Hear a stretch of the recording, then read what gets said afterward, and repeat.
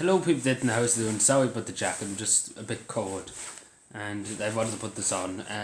So my apologies about that. I was just thinking there. I was sitting here, chilling out, watching a bit of TV, just relaxing on a Saturday evening. Right, fair enough. After a hard day's work, fair enough too. And I was thinking to myself, of all this, you know, s- absolute annoyance in this country, I suppose that people have. Like one big upsetting, disturbing thing about this country, which has always disturbed me a lot, is the amount of homeless people that's lying on the streets. 10,000 nearly in the streets of Dublin, and around the country too. Sorry, um, and it's disturbing. It's disturbing, especially when you look. If you look at any history book, any Irish history book, you just see the amount of sacrifice and the amount of blood that was spilled to create this republic, to to make this republic a thing, I suppose you could say. And you look at the East the Rise in 1916, you look at the War of Independence, you look at the amount of people who sacrificed their lives for us to be free, for us to have a better life, I suppose you could say.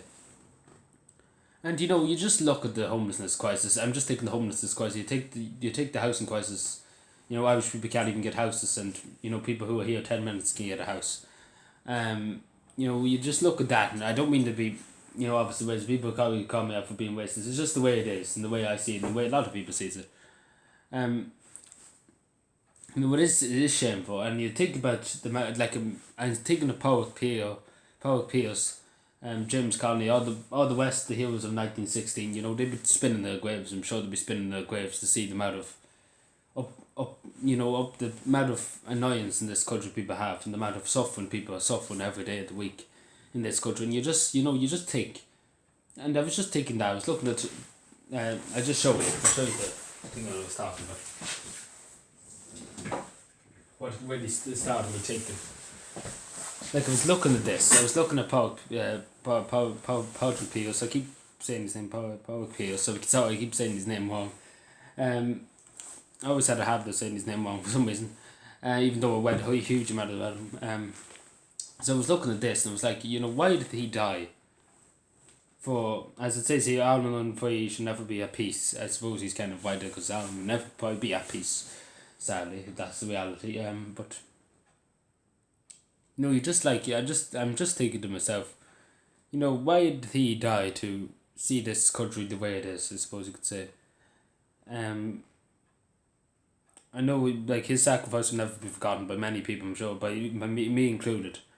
And the sacrifice of everybody who died in 1916, every Irish volunteer, every citizen army, and every, they will never be forgotten. They never will be forgotten. And the same with the War of Independence. Nobody will ever forgotten whoever fought for Ireland's independence.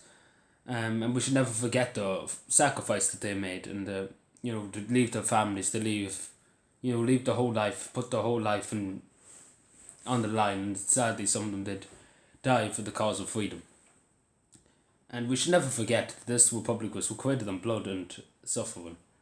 And in 2019 we still have suffering in this country. Sadly, we don't have much blood spilled on the streets, but we have a good lot of suffering. And it's just you think of that, and I'm sure people see my logic behind this. That 10,000 people are homeless, and God knows how many people are in hospital waiting lists. And you have corruption in the guards. You have this. You have everything. Nearly everything in the states nearly collapsing in on itself. And I know talking about it's not going to do any good. And I know people probably say that about me. But you just have to take. Like you have to take. You have to think outside the box a bit. You have to think about what the people who are deceased to take of this country. And to be honest, it wouldn't be too good to be honest with what they were taking, especially people who fought for independence, who died for independence for this country. And the only thing to ask of us now is to protect this country, to honour their memories and keep this republic a republic, and never to let go of the dream they had. And that's what we should never do. We should never give up on our dreams too, and on their dreams too.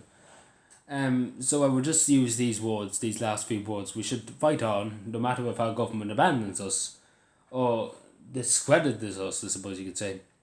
We should fight on, and we should fight on for the people who died for us, and the people who fight for our independence every day, who fight for our liberties, who fight for our qualities. And, we should never forget our history. We should never forget our past. We should never be ashamed of our past. Because men have died. Women and men have died for Ireland's freedom. And we underestimate, we don't even imagine it now, the people, the sacrifices they made.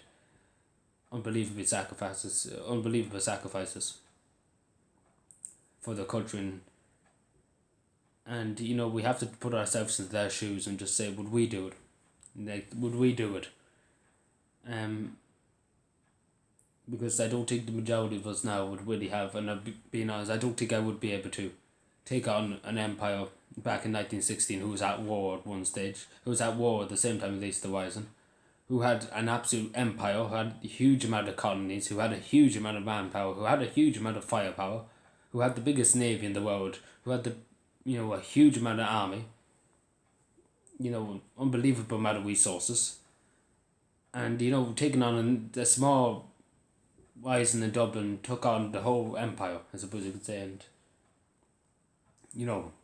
it's just that took loads of courage. That took to be unbelievable amount of courage to do that.